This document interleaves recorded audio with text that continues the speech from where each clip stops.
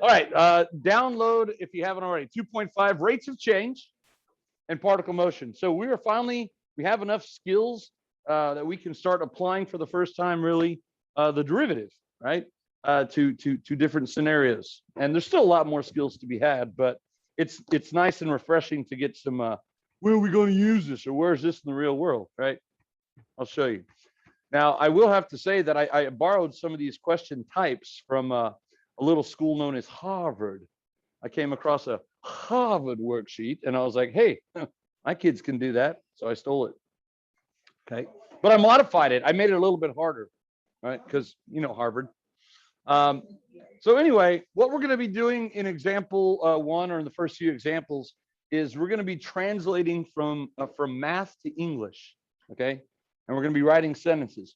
Part of what you have to do on your free response questions is to explain or to justify, right? And you need to do that in a complete sentence without pronouns.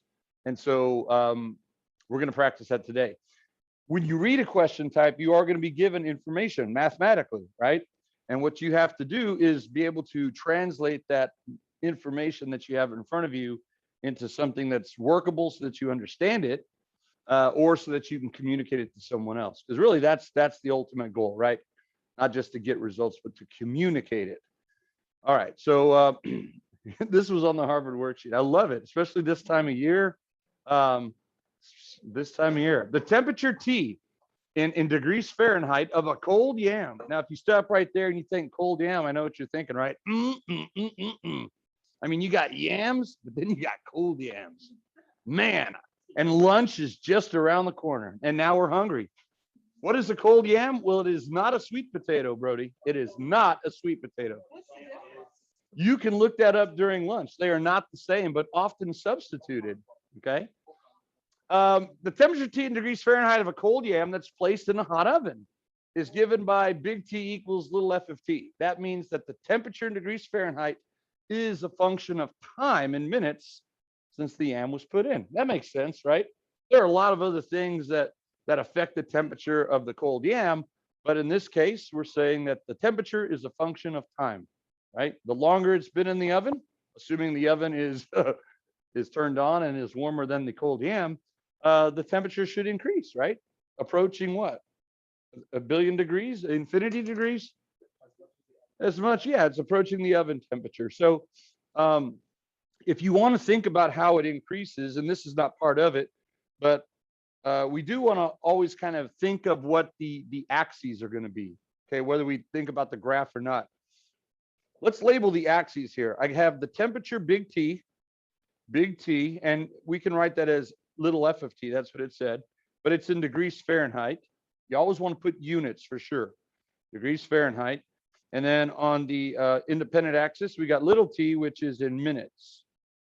So notice you have minutes then on the x-axis, Fahrenheit on the y-axis. This is important, okay? It helps you make sense of the problems. Now I want you to think of this. If we were to look at f prime of t, that's the derivative, right? That would be the same thing as the derivative of big T with respect to little t. You're going to hear me say quite often that I like Leibniz notation just because I like Leibniz, but because it has the slopey feel that derivatives are. It reinforces to you, hopefully, when you use it, that the derivative is a slope. It's a rate of change, but more importantly, it's what mathematical operation? dt division. It's division. You're dividing. You're dividing your y values by your x values. So when you think about f prime of t, think about what the units are going to be. What are going to be the units in the numerator? Degrees Fahrenheit, right? Always what you're measuring on the y-axis, divided by what are the units on the x-axis? Minutes, okay? Now, you can read that as degrees Fahrenheit divided by minutes, but of course, we can read it also as a rate, which would be, more importantly, degrees Fahrenheit per minute. Yeah, per minute. And so if you think about it, it does kind of tell you then the velocity of the yam's temperature.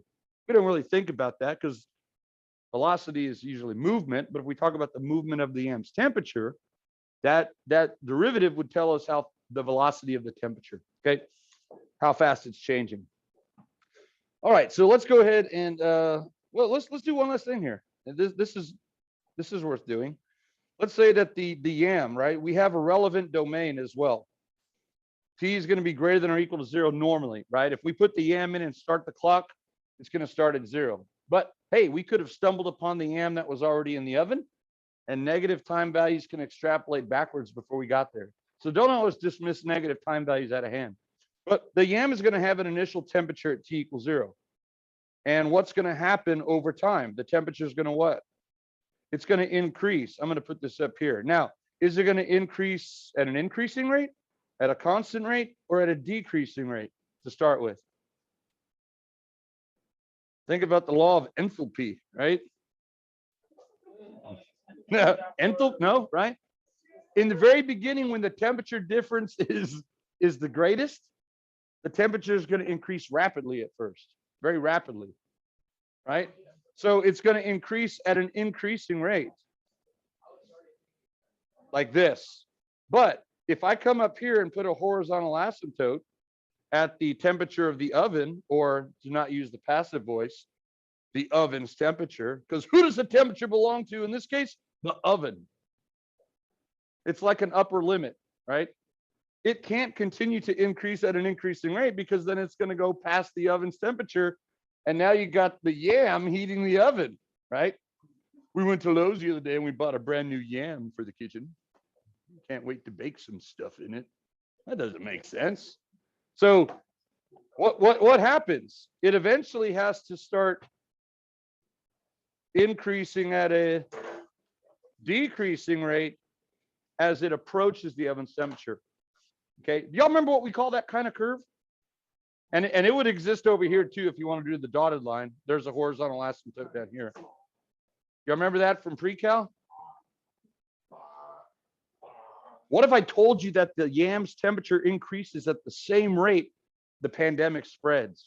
Oh, now you have a bad feeling about YAMs, right? I associate it with COVID.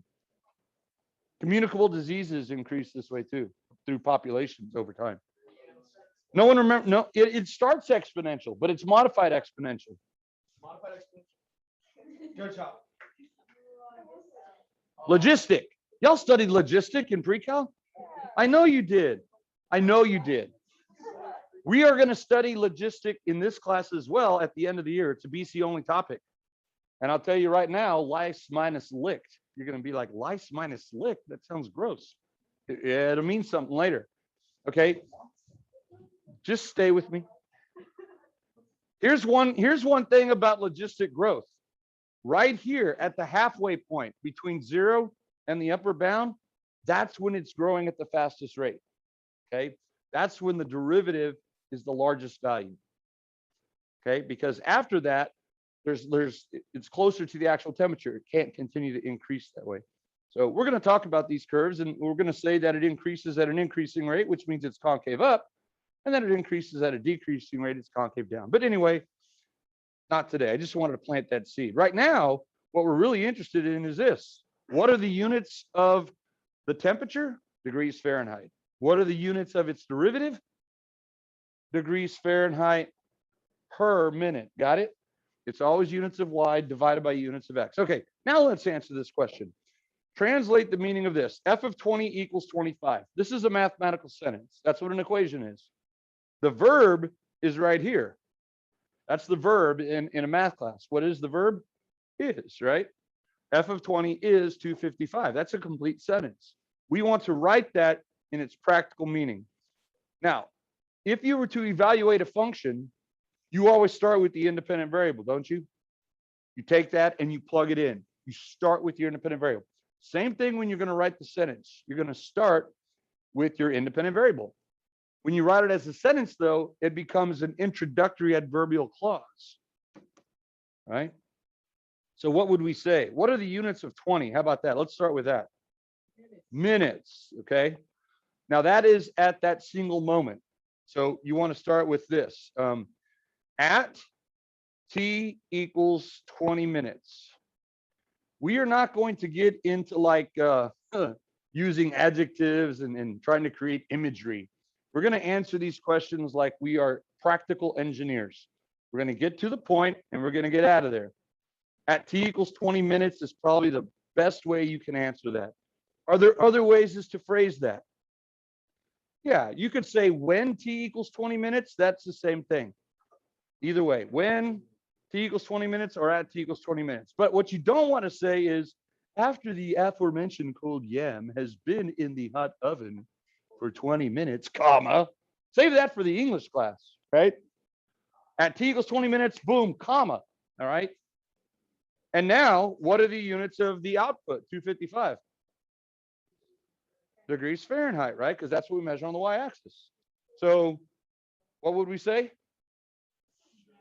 The temperature of the yam. Do we want to use the passive voice? They probably do at Harvard, but we're not Harvard. We're better.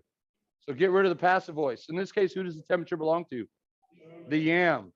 So we'll say the yam's temperature.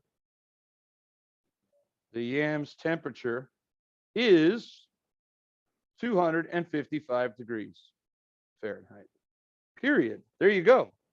You will be asked to write sentences interpreting information. This would be like the position of the temperature. It doesn't tell us how it's changing. It just says what it is, right? At t equals 20 minutes, the yam's temperature is 255 degrees. Got it, right? Questions on that? Pretty straightforward. All right, now, look at part B. Part B, what's the sign of f prime at t? We already said that. What is it? That's the same thing as dt. We just found it to be degrees Fahrenheit per minute. Again, if you're ever unsure of what the derivatives units are, just look at it in Leibniz notation. The variables are there. It's units of big T divided by units of little t, degrees Fahrenheit per minute. Why?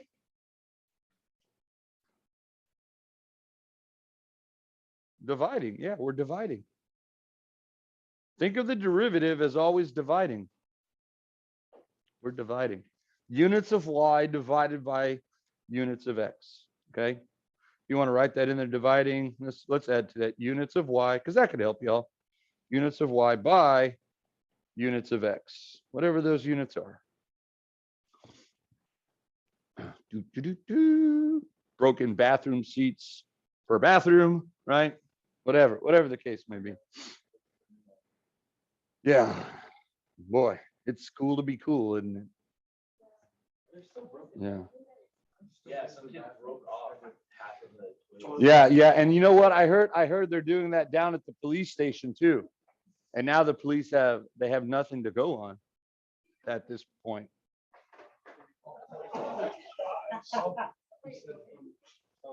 What are the yeah. There you go. Uh-oh. Hey, guys, I'm not even reading correctly and no one stopped me. What is the sign of f prime of t? Degrees Fahrenheit per minute. I'm answering that like my mean character.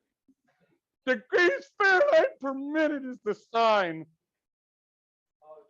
Let's jump down to part C, guys. What are the units of f prime of 20? Let's just take this. Let's just take this and just move this down here. And nobody will know the difference, right? Mason Ramsey, Ramsdale, what's his name? Yodeling Walmart boys. Okay. Now the y makes more sense. What is the sign of f prime of t? In other words, is the function temperature increasing or decreasing? It's increasing. So the slopes, if you draw little tangent lines along each of these, what's the sign of each of these slopes? Positive or negative? That's what sign means, right? What is the sign? Positive. There you go. Positive. That's how I meant to answer it. And then why? Yeah, the temperature is increasing the whole time. That's a little bit more. Yeah, that makes sense to be asked why that. But it doesn't hurt to answer that one why. So anyway, there you go. Now, in a complete sentence, here's what this is all leading up to. This is what I was kind of ready for. We're going to write a sentence now, not for f of 20, but for f prime of 20. So We start with the independent variable. What are the units of 20?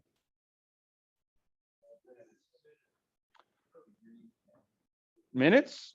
Yeah, absolutely. If you want to look at the graph of F prime, watch this. F prime of T now, we have degrees Fahrenheit per minute on the y-axis, still against time in minutes. So if you wanted to do that, you could. If you were to plot that graph itself, right? So we're going to say then at T equals 20 minutes, comma, and then what are the units of 2 we just said? Degrees Fahrenheit per minute. So F is measuring the change in what? Temperature, okay? So you always answer a derivative question by talking about not just the quantity, in this case, temperature, changing, but you always interpret how it's changing, okay?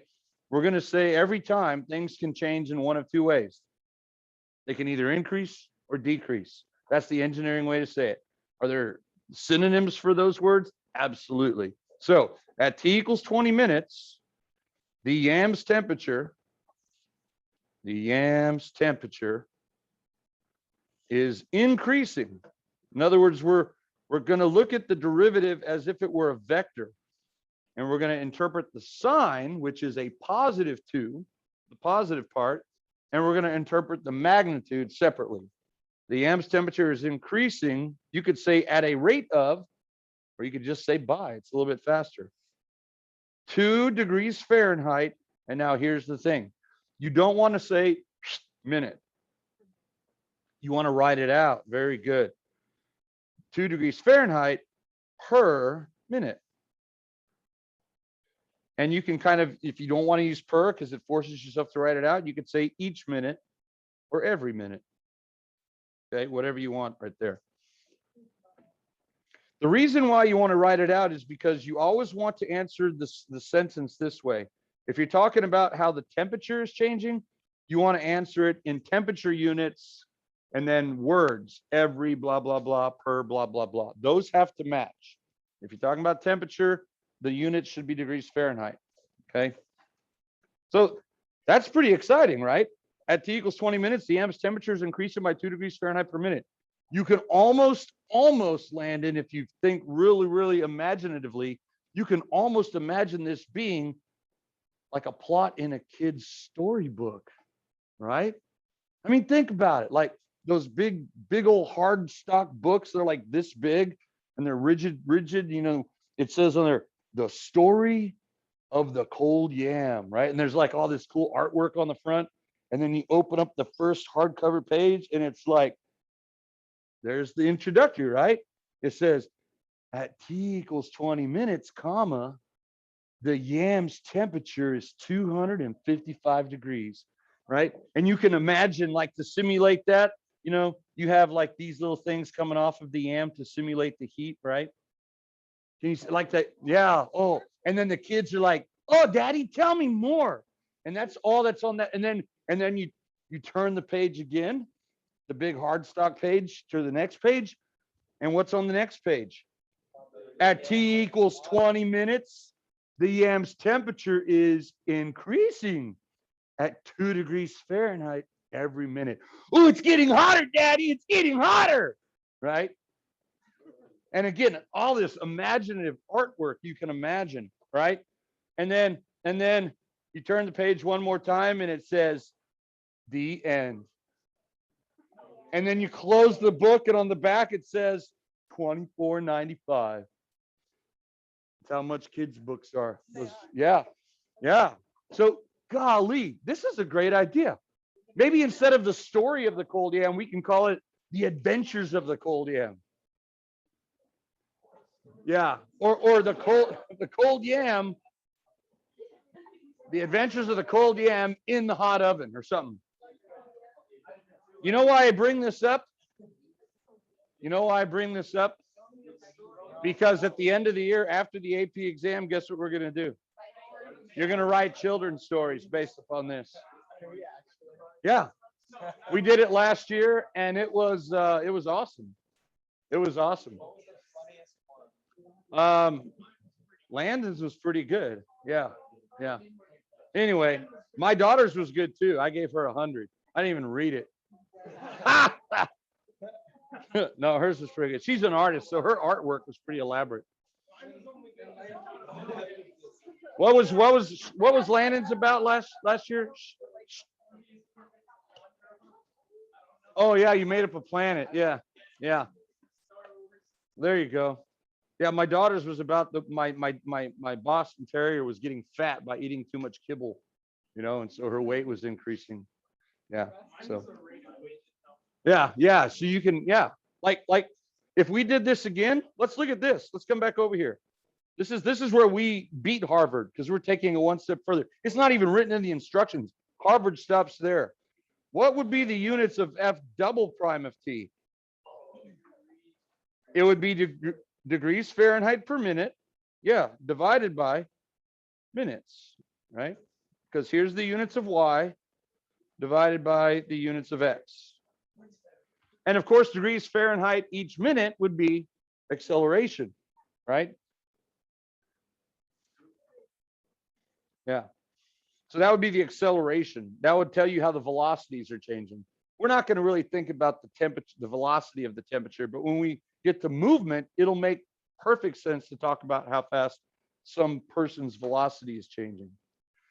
Okay. All right. How are we doing on time? We got 5 minutes? Yeah. Let's see if we can start this. Look at this. This always kind of, when I read this, and I type this up, but every time I read it, I get freaked out a little bit. I can't help it. Right? You type this up? I typed this up, my own fingers. All of them. I even use the thumbs sometimes. No. Well, I got it from Harvard, but Harvard didn't send me Microsoft Word version that was editable, right? When you steal, you have to steal, shamelessly, and you have a lot of work to do after that to conceal your sources. That's right. I never percentage mine. I changed the numbers around. I got the idea from them. But they did have a cold yam, because how do you change perfection? A cold yam. Now look at this. Ready? An ice cream company. Ice cream company. What do? They make ice cream. So why is it scary? Because now an ice cream company not only makes ice cream, but in this case, an ice cream company knows. They know. What does the ice cream company know? Invasion of privacy. Did they bug my house? What's going on? Well, let's read further. An ice cream company knows that the cost in dollars to produce Q quarts of cookie dough ice cream. Oh, okay. They should know that, right? Is a function in part of the number of quarts they produce, right? So there are a lot of things that go into the cost of producing cookie dough ice cream. But in this case, we've made it a function of Q. The more quarts you make, the more it's going to cost you to make it, right? It's a function of the number of quarts. Would this be an increasing function all the way? Not necessarily. If you study economics, you get to a point called diminishing marginal returns. Oh, sweet. Yeah. Oh, nice. Right. Sometimes more is less. More is less. All right. Economies of scale in action. All right. Let's go ahead and draw our little quadrant picture. Here's C of Q, and here's Q. We're measuring cost in dollars on this axis and Q in quarts on this axis. Right away, let's go to C prime of Q. Or if you want to do it in Leibniz, dC dQ. Right? That preserves the quotient field. What are the units then of the derivative? It's division, derivative division. They both start with D. Dollars per quart. Yeah. Dollars per quart. So that would give you the velocity of the cost, right? Essentially, the velocity of the cost. How fast the cost is changing. All right, let's go ahead and answer this question then. F of 2 equals 70. We're going to write the sentence. 200, what are the units of 200? Quarts. We always start with that, right? So just say when Q equals 70 quarts. That's the fastest, quickest way to do that. You could say at Q equals 70, but yeah. Why did I put 70 there?